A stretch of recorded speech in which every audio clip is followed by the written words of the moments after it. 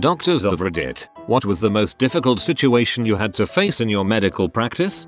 Pediatric non-accidental trauma aka child abuse. Recently had a 4-year-old with partial and full thickness, 2nd third degree, burns over about 50% of his body. This was punishment for the child having diarrhea. The kid had been suffering through horrible pain for 4-5 days before police CPS found out and brought him in. He was a really sweet kid during the whole time I was caring for him. It's shocking how horrible people can be to others, especially to children.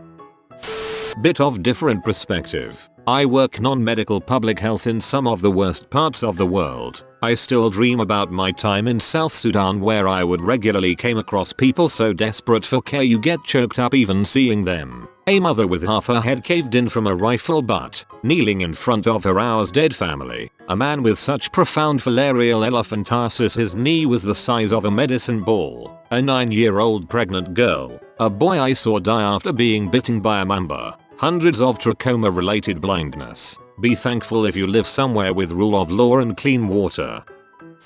I'm a psychiatrist. I once had a patient with such severe schizophrenia that there was nothing I could do to help her. I mean, I could medicate her, but the drugs I had to use were so powerful that they essentially left her mute and incapable of clear communication. All she could do was sit and stare. It really broke my heart and left me feeling quite helpless and powerless because there was simply nothing I could do. There were only two extremes in which she lived. So powerfully deluded and paranoid that she was a danger to herself, others, or so medicated that she was a shell of a person. For her own safety and the safety of others, I had to medicate her.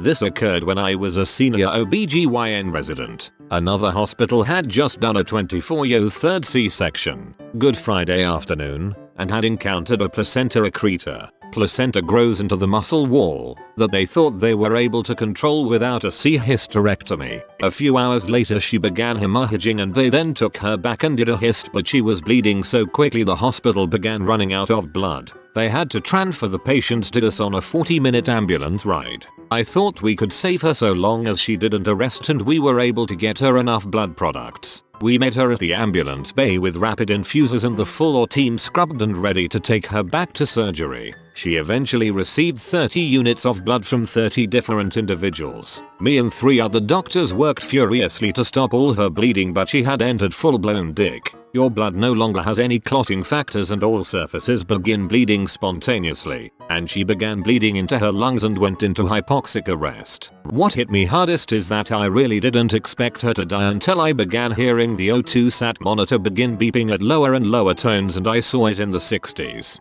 I will never forget the deep groaning sensation you get in your belly when you know the patient you are working on is going to die. The PT's father and her so did not expect it either. I had never heard a man wail until my attending and I came to tell them that their loved one had passed. I am not religious, but I was so thankful that our hospital had an on-call chaplain, which helped me process the situation. I actually started my week vacation a few hours later, which may seem like bad timing but helped me get over the tragedy. Not a doctor, but an EMT. My high school was pretty big in career technical education, so when senior year came along, I decided to try the after-school, year-long EMT basic course as a part-time job for college. 24 hours or something like that of ride-alongs was necessary to complete the course, so after the first semester we were shipped off to local fire stations. Most calls were pretty cut and tied, a transport here and an elevated blood sugar there. However, one of my last calls was something I couldn't mentally prepare for. A girl had been struck by lightning. The dispatcher said she was walking home from the mall and struck in the fast-moving thunderstorm. She was only 18. When we arrived to a few mall employee performing CPR on the girl, I just knew there was nothing to be done. Even with no pulse to be palpated nor breath visible, protocol calls for CPR to be performed with a need until the paramedic calls the time of death. I was allowed to intubate her under the direction of the paramedic and rotate in the chest compressions.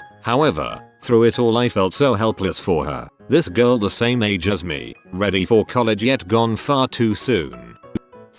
I'm an anesthesiologist. Was on trauma call the day of the Boston Marathon bombings. Every OR we had became a trauma room and every surgeon available became a trauma surgeon. Sort of a little known fact, but proud to say that not a single victim who actually made it to the ER alive that day lost their life. There is not a city in this country that is better prepared or equipped to handle an event like that than Boston. Coding kids is always hard. There's a cry of despair that you hear from every parent when they see their child being worked on that wrenches at your soul. It feels like something inside of you is being crushed and your world becomes a little smaller and a lot darker.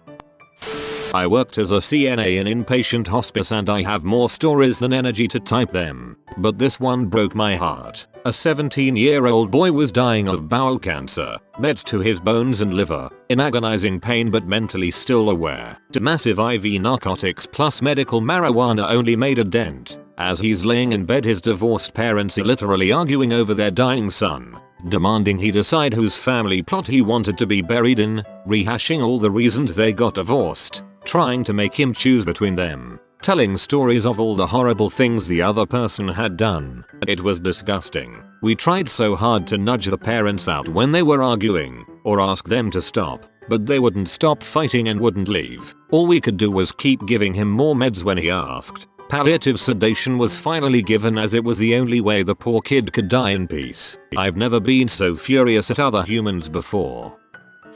I work in intensive care and we have to pull the plug on patients all the time when it's clear they'll never survive without all our machinery. The patients are almost invariably unconscious and I'm quite used to making the difficult call and having the unpleasant discussion with the family. The hardest one, though, was a man who had always lived life to the fullest despite having a terrible heart. However, after an emergency operation his heart worsened to the point where he simply couldn't breathe without our ventilator. Every time we tried to take him off, he looked awful and must have felt like he was suffocating. Unlike most of our patients though, he remained all there mentally and knew exactly what was going on. Eventually he asked us to stop, fully aware of the consequences. Turning off that ventilator was far harder than any I've done before or since, with unconscious patients, even though, perhaps because, he made the call himself, and I still don't fully understand why.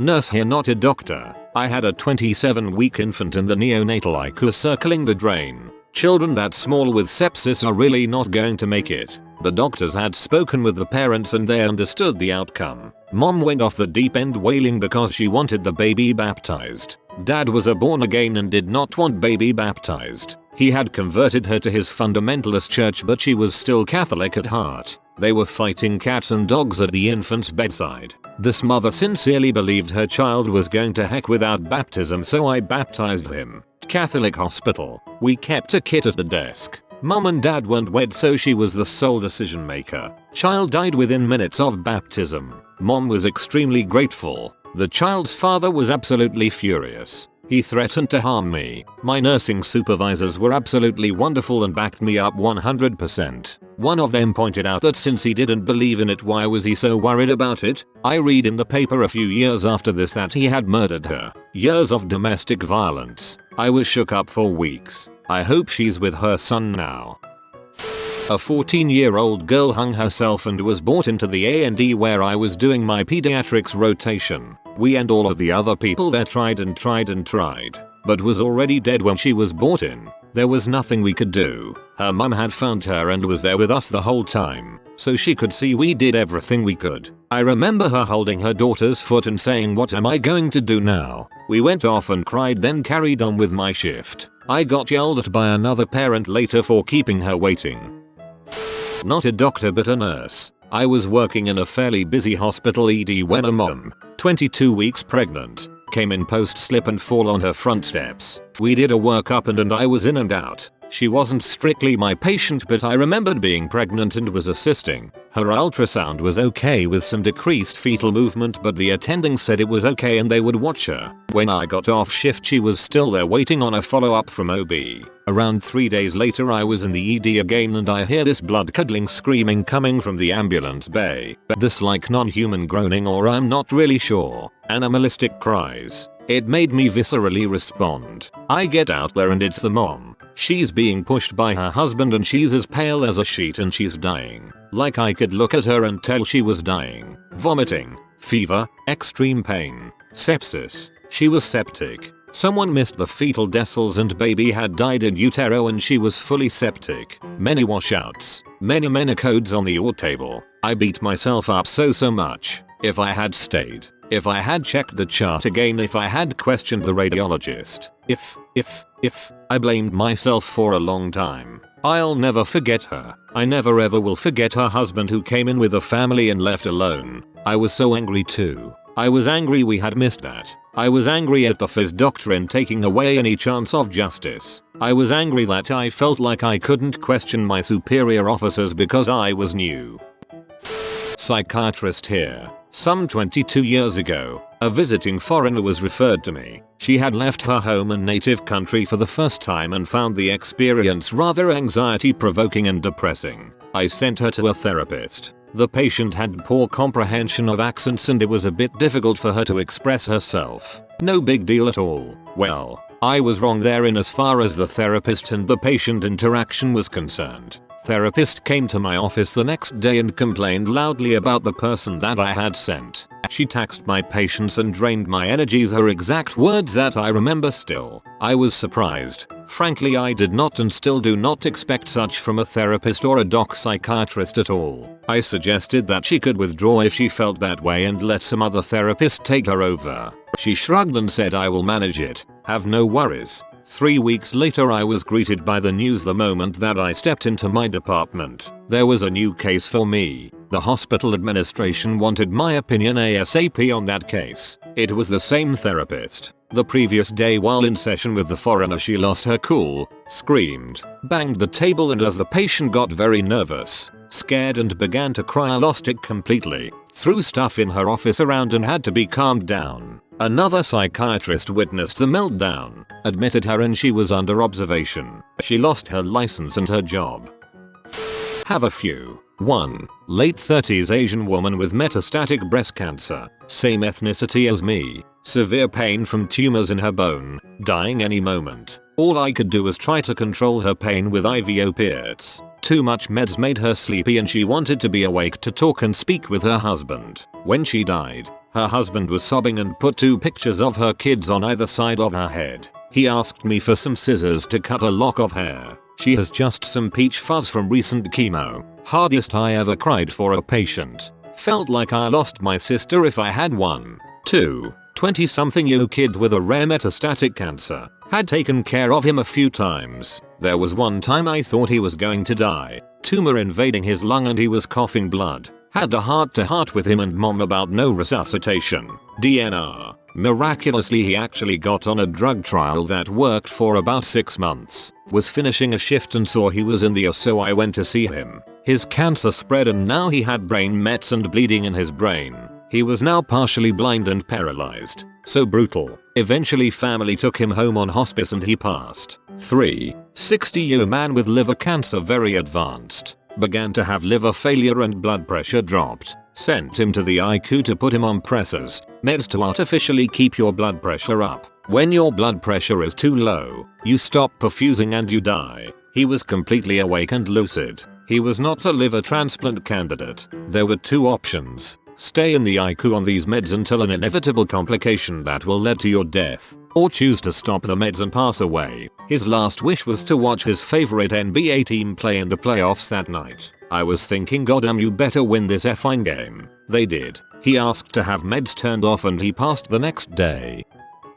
This is actually based upon what the doctor said in the newspaper article, but many moons ago, before I was born, my dad got stabbed by his ex-wife. She sliced open something major, and my dad was well on his way to bleeding out. He was in the golden hour. Another guy was brought into the same OR from a car accident and they rushed back and forth between this guy and my dad trying to save them both. The doctor said that they both were within the golden hour, and they weren't sure that either one would survive. He said it was really difficult to make the choice to stop working on the other guy when my dad showed just a smidge more promise that he might make it.